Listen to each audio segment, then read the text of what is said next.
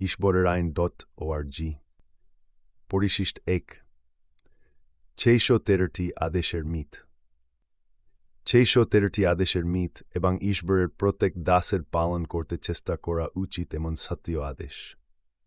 অনেক সময় এখন আমরা পরিত্রাণের জন্য পিতা এবং পুত্রের সমস্ত আদেশ পালনের প্রয়োজনীয়তা সম্পর্কে লেখা প্রকাশ করি, কিছু পাহেক বিরক্ত হয় এবং এমন মন্তব্যের সাথে প্রতিক্রিয়া জানায়, যদি তাই হয় তাহলে আমাদের 613টি আদেশ পালন করতে হবে।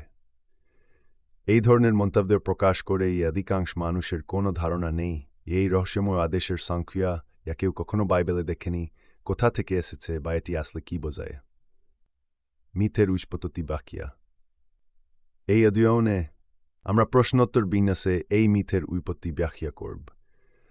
আমরা এটাও স্পষ্ট করব যে পবিত্র শাস্ত্রে থাকা ঈশ্বরের সত্য আদেশগুলি কি কি, যা প্রত্যেক ব্যক্তির, ইনি পিতা ঈশ্বরকে ভয় করেন এবং তার পুত্রের কাছে পাপের ক্ষমার জন্য পাঠানোর আশা করেন, পালন করতে চেষ্টা করা উচিত। প্রশ্ন: তথাকথিত 613টি আদেশ কি? উত্তর: 613টি আদেশ, 613টি মিচবত 12 শতাব্দীতে ইহুদি অনুশীলনকারীদের জন্য জাবিদের দ্বারা উদ্ভাবিত হয়েছিল। এর প্রধান লেখক ছিলেন স্প্যানিশ রাবি এবং দার্শনিক মোশি মাইমনিডিস। ইনি 1135 থেকে 1204 সালে বেঁচে ছিলেন এবং ইনি রামবাম নামেও পরিচিত। প্রশ্ন: শাস্ত্রে সত্যিই কি 613টি আদেশ আছে? উত্তর: না। প্রভুর সত্য আদেশগুলি সংখ্যায় কম এবং পালন করা সহজ। শয়তান এই মিথটি প্রেরণা দিয়েছিল তার দীর্ঘমেয়াদী পরিকল্পনার অংশ হিসেবে, যাতে মানব জাতিকে প্রভুর প্রতি আনুগত্য ত্যাগ করতে রাজি করানো যায়। এই কৌশলটি দেন থেকে চলে আসছে। প্রশ্ন: 613 সংখ্যাটি কোথা থেকে এসেছে? উত্তর: এই সংখ্যাটি রাবিনিক ইতিহাস এবং হিব্রু সংখ্যাতত্ত্বের ধারণা থেকে উদ্ভূত, যা বর্ণমালার প্রতিটি অক্ষরের জন্য একটি সংখ্যাগত মান নির্ধারণ করে। একটি ইতিহাসকে দাবি করে যে তিজিত শব্দটি, যার অর্থ জালর বা জুলি, গণনা পুস্তক 1537 থেকে 39 এর অক্ষরগুলি যোগ করলে 613 হয়। বিশেষভাবে এই জুলিগুলির মিথ অনুসারে প্রাথমিক সংখ্যাগত মান 600 বলা হয়। আরেকটি সূত্র এবং 5টি গীত যোগ করলে মোট 613 হয়, যা তারা দাবি করে তৌরাতে, বাইবেলের প্রথম 5টি পুস্তক, আদেশের সংখ্যার সাথে মিলে যায়। উল্লেখ্য যে তিজিত ব্যবহার এক প্রকৃত আদেশ, যা সকলের পালন করা উচিত, কিন্তু 613টি আদেশের সাথে এই সংযোগ সম্পূর্ণ উদ্ভাবন। এটি যীশু দ্বারা উল্লেখিত এবং নিন্দিত প্রাচীনদের হাতিয়ারের একটি, মাথি 15:1-20। প্রশ্ন: তারা কিভাবে তিজিত থেকে 613 সংখ্যার সাথে মানানোর জন্য এত আদেশ তৈরি করল? অনেক কষ্ট এবং সৃজনশীলতার সাথে তারা সত্য আদেশগুলিকে বেশ কয়েকটি ছোট ছোট ভাগে ভাগ করে সংখ্যা বাড়িয়েছে। তারা পুরোহিত, মন্দির, খুশি, পশুপালন, উৎসব এবং আরও অনেক কিছুর সাথে সম্পর্কিত অসংখ্য আদেশও অন্তর্ভুক্ত করেছে। প্রশ্ন: আমাদের পালন করতে চেষ্টা করা উচিত সত্য আদেশগুলি কি কি? উত্তর: 10টি আদেশ ছাড়াও আরও কিছু আদেশ আছে, যা সবই পালন করা সহজ। কিছু পুরুষ বা মহিলাদের জন্য নির্দিষ্ট, অন্যগুলি সম্প্রদায়ের জন্য এবং কয়েকটি নির্দিষ্ট গোষ্ঠীর জন্য, যেমন কৃষক এবং পশুপালক।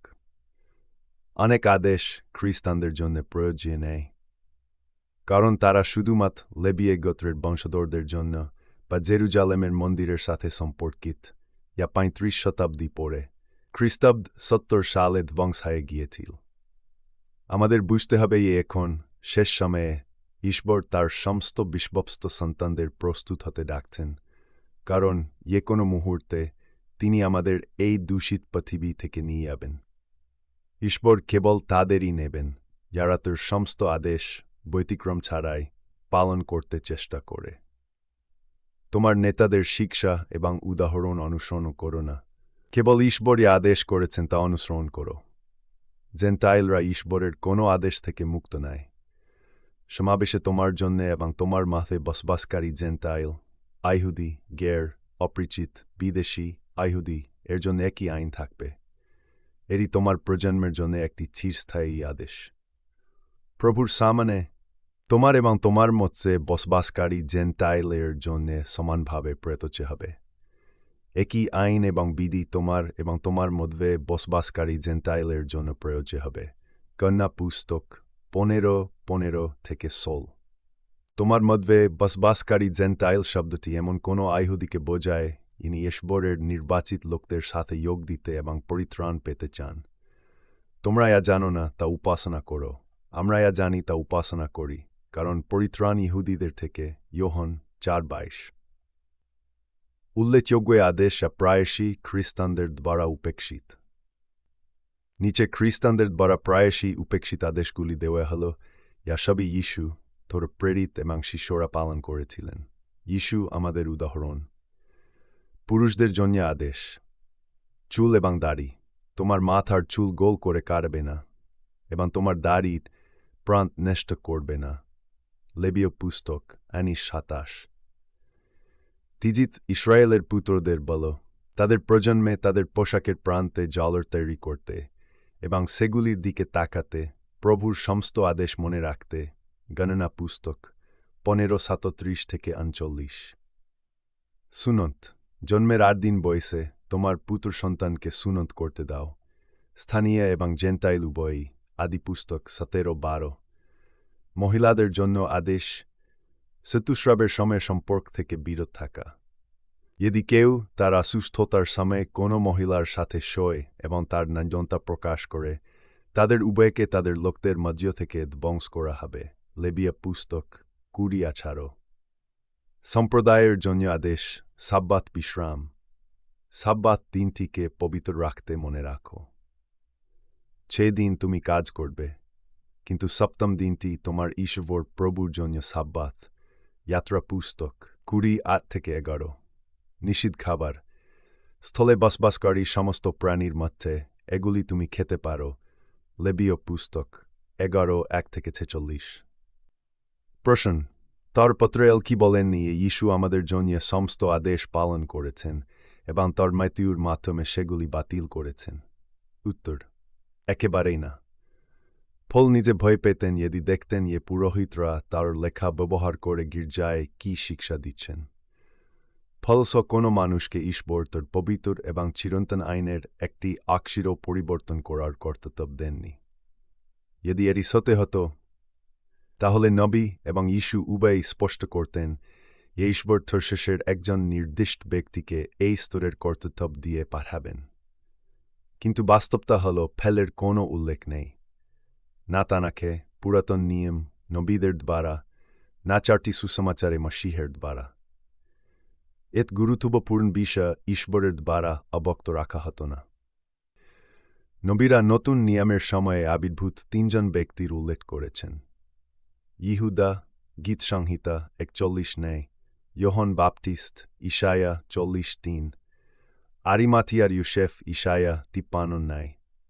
ফলের কোনো উল্লেখ নেই, এবং এটি এই কারণে তিনি এমন কিছু শিক্ষা দেননি যা নবী বা যিশুর দ্বারা ইতিমধ্যে প্রকাশিত কিছুর সাথে যোগ করে বা বিরোধিতা করে। ফল এবং শিক্ষার ব্যাখ্যা: কোনো খ্রিস্টান ইনি বিশ্বাস করেন ফল পূর্বে লিখিত কিছু পরিবর্তন করেছেন, তাদের বোঝার পুনর্বিবেচনা করা উচিত। নবী এবং যিশুর সাথে সামঞ্জস্য করার জন্য অন্যভাবে নেই, যেমনটি অধিকাংশ মানুষ করে। যদি কেউ ফলের লেখাকে নবী এবং যিশুর সাথে মানিয়ে নিতে না পারে, তবে কোনো মানুষের লেখার বাক্যার ভিত্তিতে ঈশ্বরের আবাধ্যতা করার চেয়ে সেগুলি একপাশে রাখা ভালো। এই ধরনের যুক্তি চূড়ান্ত বিচারে অজুহাত হিসেবে গ্রহণযোগ্য হবে না। কেউ বিচারককে বলে রাজি করতে পারবে না, আমি আপনার আদেশ উপেক্ষা করার জন্য নির্দোষ, কারণ আমি ফলকে অনুসরণ করেছি। শেষ সময়ে কারা মুক্তি পাবে? এখানে শেষ সময় সম্পর্কে প্রকাশিত হয়েছে। এখানে সেই সাধুদের ধীর যারা ঈশ্বরের আদেশ পালন করে এবং যিশুতে বিশ্বাস রাখে। প্রকাশিত বাক্যে 6:12। প্রশ্ন: পবিত্র আত্মা কি ঈশ্বরের আইনে পরিবর্তন এবং বাতিলকরণ প্রেরণা দেননি? উত্তর: এই ধরনের ধারণা নিন্দার সীমা নেই। পবিত্র আত্মা স্বয়ং ঈশ্বরের আত্মা। যিশু স্পষ্ট করেছিলেন পবিত্র আত্মা প্রেরণের উদ্দেশ্য ছিল আমাদের নির্দেশ দেওয়া, তিনি ইতিমধ্যে বলেছিলেন তা মনে করিয়ে দিয়ে। তিনি, আত্মা, তোমাদের সবকিছু শেখাবেন, এবং আমি তোমাদের বলেছি সবকিছু মনে করিয়ে দেবেন। যোহন 14:26। পবিত্র আত্মার ভূমিকা এবং মতবাদের সীমা। এমন কোনো উল্লেখ নেই যে পবিত্র আত্মা পুত্র বা পিতার নবীদের দ্বারা ইতিমধ্যে শেখানো নেয়া এমন একটি নতুন মতবাদ আনবে। পরিত্রাণ পবিত্র শাস্ত্রে সবচেয়ে গুরুত্বপূর্ণ বিষয় এবং সমস্ত প্রয়োজনীয় তথ্য ইতিমধ্যে নবী এবং ঈশ্বর দ্বারা প্রদান করা হয়েছিল। কারণ আমি নিজে থেকে কথা বলিনি, কিন্তু পিতা ইনি আমাকে পাঠিয়েছেন, তিনি আমাকে আদেশ এন্তলি আদেশ নিয়ম নির্দেশ দিয়েছেন, আমি বলেছি সব বলতে। আমি জানি তোর আদেশ এন্তলি চিরন্তন জীবনের দিকে নিয়ে আয়, তাই আমি বলি, তা পিতা আমাকে বলতে বলেছেন। তাই যোহন 12:39-50। প্রকাশের ধারাবাহিকতা এবং সিদ্ধান্ত। প্রকাশের একটি ধারাবাহিকতা আছে, যা খ্রিস্টের সাথে শেষ হয়েছে। আমরা এটি জানি কারণ, যেমনটি পূর্বে উল্লেখ করা হয়েছে, মসিহের পরে নতুন প্রাথমিক মতবাদ নিয়ে কোনো মানুষের প্রেরণের বিষয়ে কোনো ভাববাণী নেই। পুনরুত্থানের পরে একমাত্র প্রকাশ শেষ সময় সম্পর্কিত। বা যিশু এবং পৃথিবীর শেষের মাঝে হাসভারের মেশন মতবাদ উদ্ভূত ওয়ার্ড বিষয় কিছুই নেই। ঈশ্বরের স্বাদেশেষ এবং চিরন্তন, এবং আমরা সেগুলি দ্বারা বিচারিত হব। যারা পিতাকে খুশি করেছে তারা পুত্রের কাছে পাঠানো হয়েছে তার দ্বারা মুক্তি পাওয়ার জন্যে। যারা পিতার আদেশের অবাধ্যতা করেছে তারা তাকে খুশি করেনি এবং পুত্রের কাছে পাঠানো হয়নি। এই কারণে আমি তোমাদের বলেছিলাম যে পিতা যদি তাদের সক্ষম না করেন তবে কেউ আমার কাছে আসতে পারে না। যোহন 6:5। এই সিরিজ এবং ঈশ্বরের আইনের উপর আরও অনেক অধ্যয়ন পাওয়া যাবে এই সাইটে ishborerain.org